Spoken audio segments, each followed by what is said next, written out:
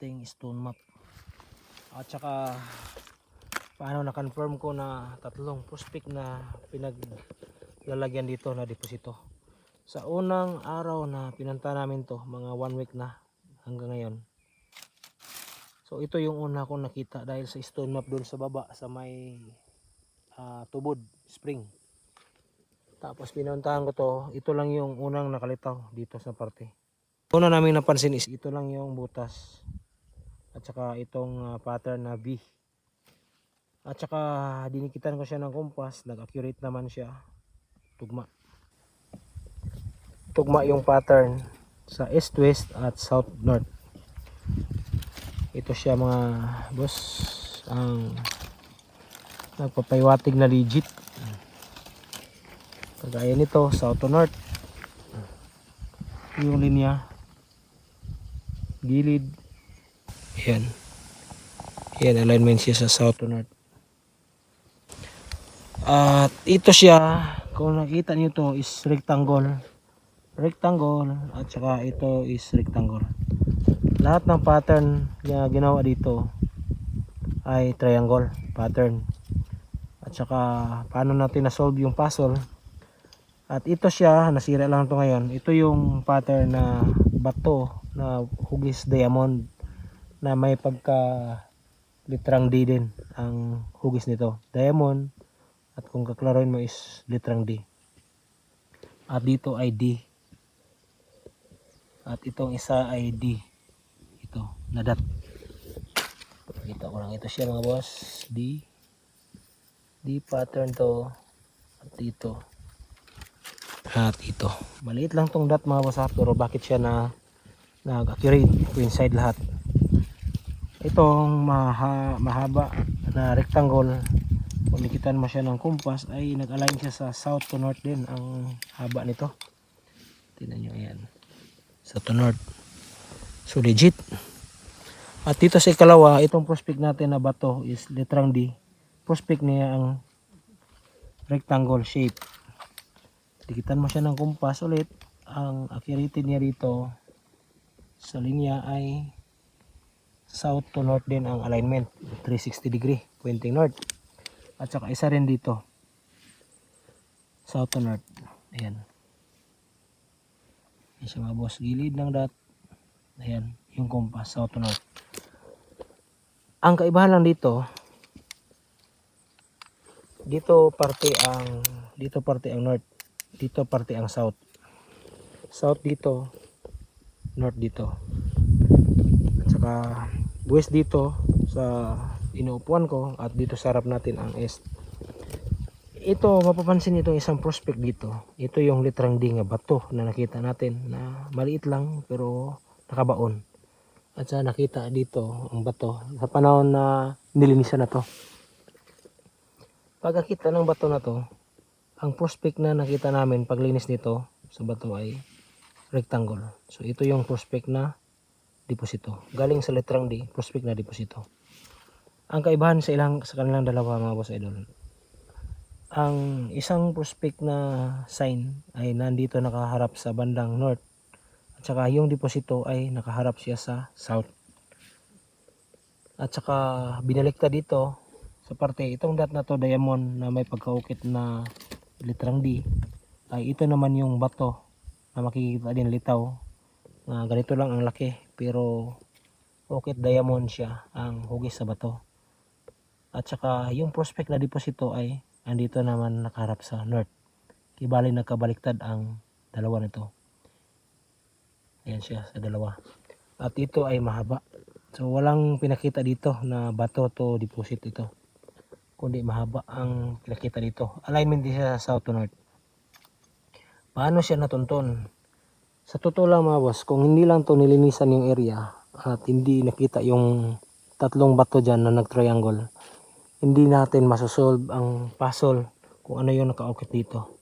Akala nga namin dito is binaliktad na, pero nang nakita ko to ay nakabaon. Ito lang yung litaw dati.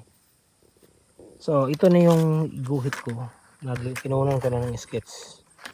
Yung pula, ito yung prospect na treasure deposit, ito at ito.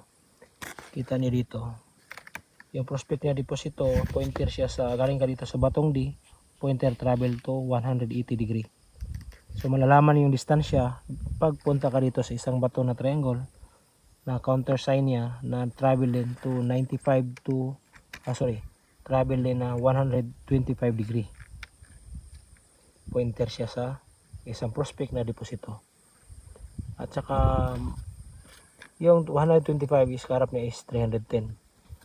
Pointer sa northwest. Pero ang isang bato na to at ito ay align galing dito sa bato na to. Ang batong ito ay ito siya. Itong iginuhit ko.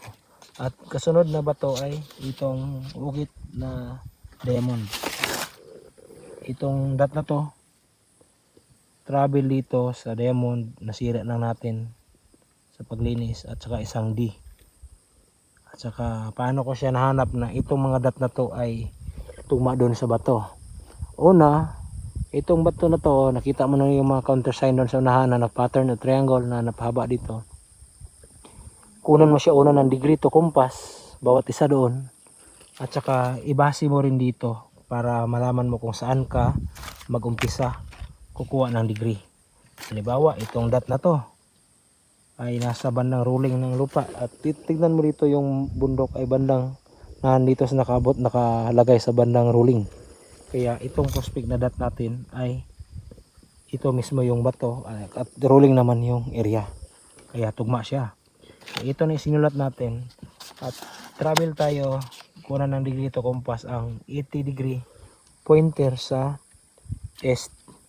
Itong bato pointer na dito ang isang east na isang dot na hugis triangle, hugis diamond o triangle or litrang D ang bato. At saka itong malalim na to, malaking dot is ito yung malalim na pababa sa lupa. At itong prospect na deposito malapit sa rolling at ang isa ni doon sa patag at ang ikatatlo. Kaya napunan ko siya ng degree to compass, kaya natunto natin na 3 deposito ang ibinaon dito sa bundok na ito. So estimated lang ang lalim namin, pinakamalalim is 2 meters lang ang lalim. Kasi kinunan ko siya ng measurement dito, yung lalim niya dito ay 1.5 pulgada lang ang lalim. Ito. Ang ginano sa kamay is 1.5 pulgada. Ayan siya. Kaya pwedeng pinakamababaw 1.5 metro ang lalim.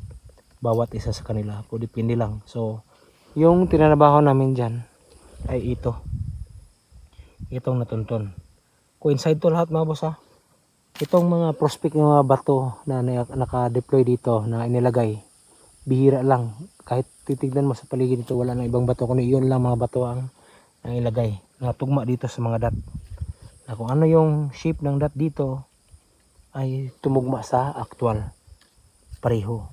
Kaya yung prospect missing dito, kagaya nito is rectangle, ito yung mga prospect na deposito. Ibig sabihin sa rectangle ay box. Pwede siyang gold bars or pansyon. So yun lang yung prospect natin. Dito lang tayo naguna dahil ang butas na to ay tagos.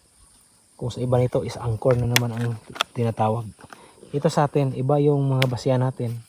Wala ka makikitang heart na bato rito. Kundi kung may makikita ka mga bato ay andun lang sa baba. Halos distansya ng halos 70 to 60 metro ang distansya bawat papunta dito sa bundok. Kaya sinasabi ko sa inyo, hindi ito masasolve kung hindi namin makita yung mga bato doon na 3. So papakita ko sa inyo.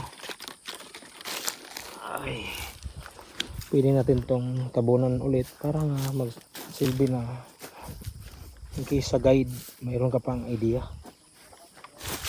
sa susunod na balik mo. So ito mga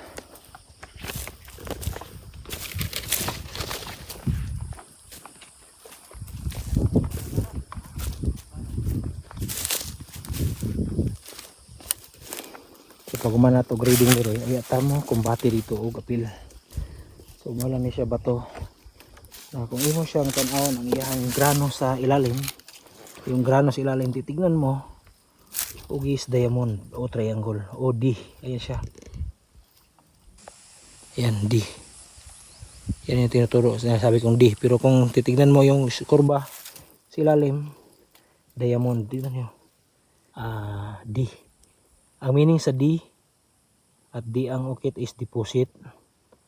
Ang diamond is jewelry. At saka yung triangle ay triangle pattern. Ayun ang isang prospect doon. Dito. At dito na parte. Ayan yung rolling at yung maluwak na bahagi ng lupa dyan. Ayan lang. Tapos isang bato doon.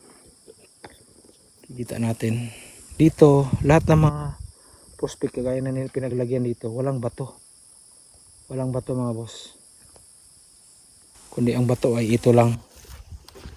Baon niya na. Maliit lang yan. Litan yan. Tapos inilumisa na lang. Tapos pakita ko rin itong bato na to. Okay sana dito ay open cut ang pagtrabaho. Pero pinilit ko. Doon na lang trabahuin. Ayan din. Ayan dito. Okay siya triangle. Nakabaon din. Ito lang yung litaw kanina. Baon yan. Tapos malaman mo legit kasi may tapyas dito sa ilalim. Na parang maganda yung pagkatapyas. At tignan mo yung hulman ng bato. Okay triangle. Litrang D. At diamond. Yan siya. So binalik lang natin. Pagka-legit. Lahat ng mga natukoy natin is ayan yung sinasabi ko. Yung bato na yun ay may taloktok. Yan tinutukoy kong bandang south. Pointer niya north yung prospect na deposito. Balinerectad. At kaibahan doon sa isa. Ito tandaan niyo Ang ginawa na nila dito, walang human face o animal face ang ginawa. So, possible mga sundalong Hapon ang nagbaon dito. Hindi Korean engineering. Kasi pointer to pointer lahat, mga maliliit lang na bato. Ibalik kung inilagay nila para lang, kumbaga, kung ma-secure nila yung area, pwede nilang balikan to. Kaya ganito lang yung ginawang sign. At saka, ito yung bato nasa south, yung deposito nasa north. Pattern yan para natin na-solve. At dito paano siya ibinaliktad, kagaya ng sinabi ko. Ito lang yung isang bato na may X na nakasulat sa likod. Ito lang. Tingnan nyo, litrang D ang bato. Mahaba, malalim. Ayan siya. Litrang D. Tapos may tapyas. Ito may ukit na X sa gilid. Ayan, balik natin. Ngayon dito, ibis sana doon na prospect is kanina is ang nasa south yung prospect na deposito, ngayon binaliktad. Dito na naman yung bato at prospect na deposito ay andun lang. Distansya galing dito, mga distansya siya ng estimated ko is mga 12 meters. Estimated 1, 2, 3, 4, 5, 6, 7, 8, 9, 10, 11, 12. Ayan, 12 to 13 steps. Mahaba yung paglakad ko, kaya 12 to 13. Ayan, dito siya binaliktad pero kaibahan doon, malapit lang ang bato sa isang deposito, sa dalawa magkalapit siya. Kaibahan dito ay malayo, andun lang isang bato at andito. Paano nagsintro to? Yung isang bato na yon may arrow na nagpointer papunta dito, kaya naging accurate siya. Pag form of X, target niya rito, transit mo papunta pa dito, doon papunta dito, at saka doon marami mo papunta dito. Ayan, nag-counter X siya. Tugma lahat. Kung ano yung declare sa compass, tinignan ko yung mga prospective deposito to actual at saka dito ay tugma lahat. Coincide. Ayos. So pinaliwanag ko lang ito ulit, tinagalog ko para maintindihan niyo. Pero kanina ko pa lang ito binasa kasama ng mga kasamahan ko para mahirap naman kung ako lang yung babasa. Kailangan gusto ko maintindihan nila lahat na kung ano yung paliwanag gamit ng kumpas.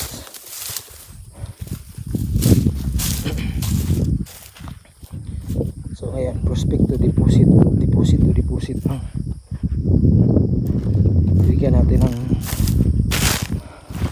basihan sa araw.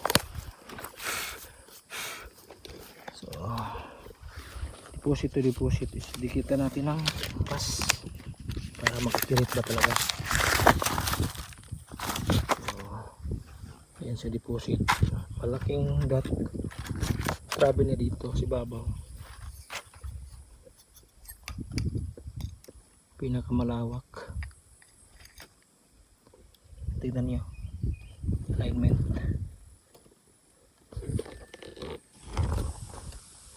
Alignment.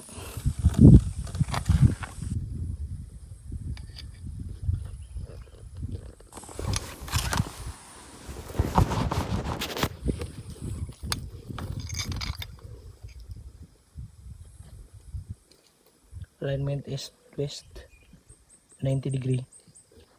Tignan nyo mga boss, 90 degree. Pinakamalawak sa kanya is 70 degree, 75.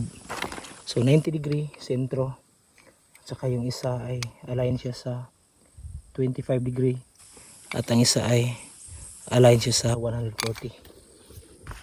So ibig sabihin itong prospect na deposito bigyan natin na point siya sa 90 degree east at west dito, at ang isa rito enter is 25 degree pointer to northeast, at saka yung isa ay dito alignment siya sa 140 degree. Malilito kayo kasi actual video to, pero kung i-actual niya ito matitignan, talagang maiintindihan ninyo. Saka kung lawak lang yung pagbabasihan galing dito, pointer niya ang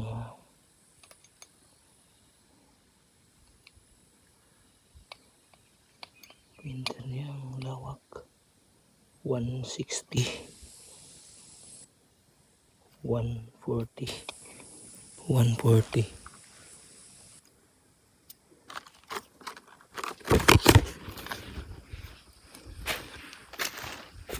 Sakto na ginaparibay advance atong kuan kalot. Ay ilang pertahan na unta. Ikan sila nagkalot diri. Ari nga side. Ikan diri. Pa anak dito. Oh. 190 degree east. Dito sa kantong ito. Diri umok ra. East to west 90 degree.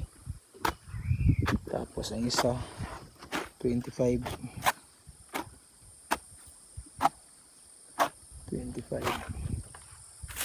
tapos ang isa 104 actually